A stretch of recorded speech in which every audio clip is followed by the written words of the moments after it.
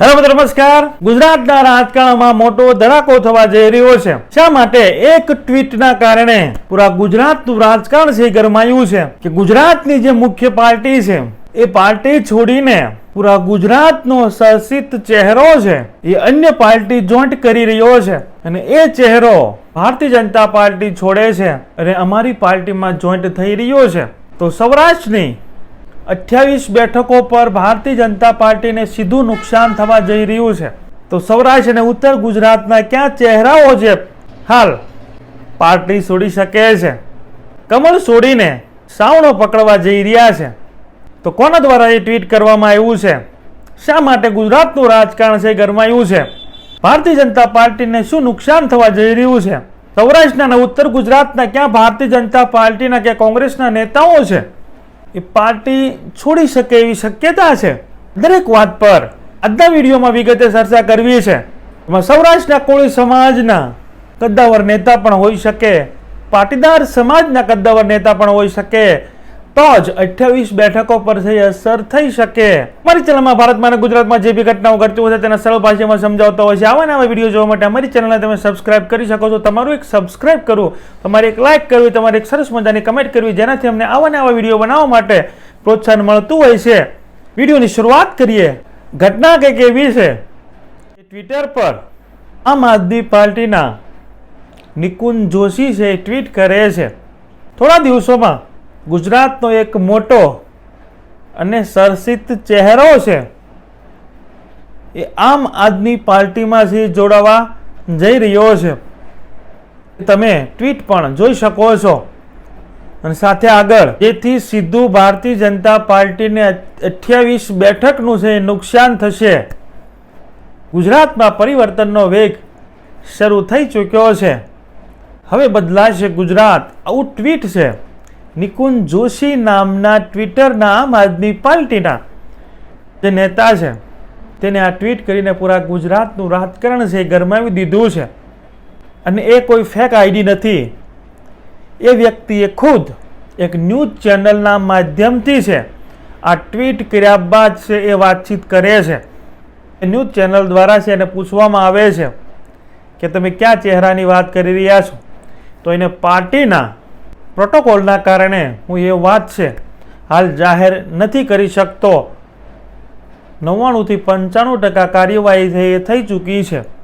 મોટી સભા પણ થવા જઈ રહી છે અને એ સભામાં છે એ ગુજરાતનો અને સૌરાષ્ટ્રનો અને ઉત્તર ગુજરાતનો ચહેરાઓ છે એ આમ આદમી પાર્ટીમાં જોડાવા જઈ રહ્યા છે.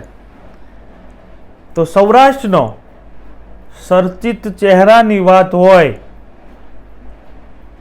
અને ભારતીય જનતા પાર્ટીને 28 બેઠકની સીધી છે, 28 બેઠકનું સીધું નુકસાન થવાની વાત હોય તો ભારતીય જનતા પાર્ટીમાંથી સૌરાષ્ટ્રમાંથી એવા ક્યાં નેતાઓ છે જે આમ આદમી પાર્ટી છે જોઈન્ટ કરી શકે છે? 28 બેઠક પર સીધું નુકસાન થશે એટલે સીધી વાત છે સૌરાષ્ટ્રમાં સૌથી વધારે મતદાર એ કોળી સમાજ અને પટેલ સમાજ છે. જો એમાંનો કોઈ એક ચહેરો છે એ હોય છે તો સીધું નુકસાન ભારતીય જનતા પાર્ટીને થઈ શકે છે. તો એવા ચહેરામાં પરેશ ધાનાણી હોઈ શકે, ભલે કોંગ્રેસના છે. હાલ લલિત વસોયા દ્વારા છે પ્રેસ કોન્ફરન્સ કરવામાં આવી હતી કે અમે રાહુલ ગાંધીજી સુધી છે અમારો મેસેજ છે એ મોકલશું કે કોંગ્રેસમાં પ્રદેશ પ્રમુખ તરીકે પાટીદાર સમાજને છે એ સ્થાન આપવામાં આવે, જેનાથી પાટીદાર સમાજ છે કોંગ્રેસ તરફી જે ભારતીય જનતા પાર્ટી તરફી વધારે છે તેને કોંગ્રેસ તરફી લાવવામાં છે એ સરળતા રહે. તો ખુલીને નારાજગી વ્યક્ત કરી હતી પાટીદાર સમાજના લલિત વસોયા દ્વારા. તો પરેશ ધાનાણીનું નામ પણ રેસમાં ચાલતું હતું, લલિત કગતરાનું નામ પણ રેસમાં ચાલતું હતું અને લલિત વસોયા પણ નારાજગી વ્યક્ત કરી ચૂક્યા હતા. તો આ ત્રણમાંથી કોઈ ચહેરો છે એ હોઈ શકે એવું અનુમાન આપણે લગાવી શકીએ. પરંતુ વાત ભારતીય જનતા પાર્ટીના નેતાની કરવી છે, કેમ કે એ ટ્વીટમાં સ્પષ્ટ લખેલું છે કે ભારતીય જનતા પાર્ટીને 28 બેઠકનું છે નુકસાન થઈ શકે છે. તો નારાજ ચાલી રહેલા નેતાઓમાં ભારતીય જનતા પાર્ટીમાં સૌથી પહેલું નામ છે જવાહરભાઈ ચાવડાનું આવે. ભલે આહિર સમાજમાંથી આવે છે, પરંતુ 18 વર્ણ પર છે એની પકડ છે, એની લોકચાહના છે. વિસાવદરમાં ગોપાલ ઇટાલિયાના જીત પર પણ જવાહર ચાવડાનો મોટો રોલ છે એ માનવામાં આવે છે. બાદમાં અમરીશભાઈ ડેરનું નામ પણ લોકો કમેન્ટ કરી રહ્યા છે. અને કનુભાઈ કળસરિયા. તો આહિર સમાજના 3 ચહેરા ભારતીય જનતા પાર્ટીમાંથી આમ આદમી પાર્ટી જોઈન કરી શકે એવા સોશિયલ મીડિયા પર અને લોક ચર્ચા છે એ થઈ રહી છે. અને સાથે કોળી સમાજના નેતાની વાત કરીએ તો સોશિયલ મીડિયામાં પુરુષોત્તમભાઈ સોલંકીનું નામ પણ લોકો લખી રહ્યા છે. હાલ પુરુષોત્તમભાઈ સોલંકીના દીકરા દિવ્યેશ સોલંકીના જન્મદિવસના દિવસે ભારતીય જનતા પાર્ટીના સાંસદ એવા નીમુબેન બાંભણિયાની હાજરી નહોતી, એના માટે એ નારાજ થયા હતા. નવાર ખુલીને વાત છે એ પક્ષ સામે છે એ કરતા હોય છે. તો પુરુષોત્તમભાઈ સોલંકીના એવા કોઈ એંધાણ નથી, પરંતુ લોકો છે જે 28 સીટનું સીધું નુકસાન ભારતીય જનતા પાર્ટીને એ શબ્દના કારણે છે. પુરુષોત્તમભાઈ સોલંકી છે એ પૂરા ગુજરાતમાં કોળી સમાજ પર છે પકડ ધરાવે છે. પુરુષોત્તમભાઈ સોલંકી જો ધારે તો 28 તો નહીં, પરંતુ 10, 15 કે 20 સીટ પર છે એ સીધી અસર પાડી શકે છે.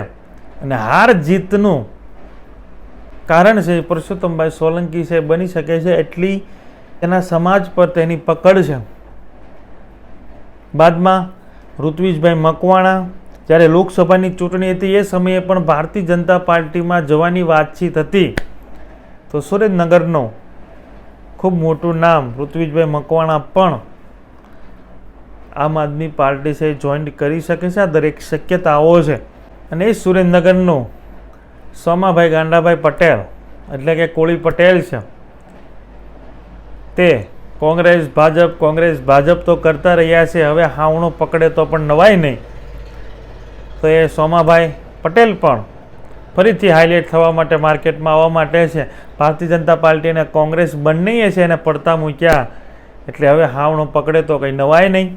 બાદમાં ઉત્તર ગુજરાતની પણ વાત થઈ છે, સૌરાષ્ટ્રની પણ વાત થઈ છે. તો નરેશ પટેલ જે ખોડલધામમાં હાલ તાજેતરમાંથી રાજીનામું આપેલું છે અને દરેક ચૂંટણીઓમાં છે એ હાઇલાઇટ થતા હોય છે કે બસ હવે નરેશ પટેલ રાજકારણમાં આવી રહ્યા છે. અને બાદમાં છે એ નમતું જોખી દે છે, પરંતુ હવે નરેશ પટેલ છે ખુલીને આમ આદમી પાર્ટીમાં જોડાય અને આમ આદમી પાર્ટીને મજબૂત કરી શકે છે. મેજોરિટી કોંગ્રેસ તરફી એનું વલણ છે એ રહેલું છે, પરંતુ ભારતીય જનતા પાર્ટીના અમુક નેતાઓ સાથેના સંબંધના કારણે છે એ ચૂંટણી સમયે છે કોંગ્રેસને મદદ નથી કરી શકતા, અથવા છે ભારતીય જનતા પાર્ટી તો જોઈન્ટ નથી કરતા, પરંતુ હવે આમ આદમી પાર્ટીમાં જોડાય અને આમ આદમી પાર્ટીને મજબૂત કરતા જોવા મળી શકે છે. નિકુંજ જોશી દ્વારા જે કરવામાં આવેલા ટ્વીટથી ગુજરાતનું રાજકારણ છે ગરમાયું છે. જોવાનું રહેશે ભવિષ્યમાં આમ આદમી પાર્ટીમાં ક્યાં ગુજરાતનો ચર્ચિત ચહેરો છે એ પાર્ટી જોઈન કરવા જઈ રહ્યો છે અને કઈ પાર્ટી છોડી રહ્યો છે.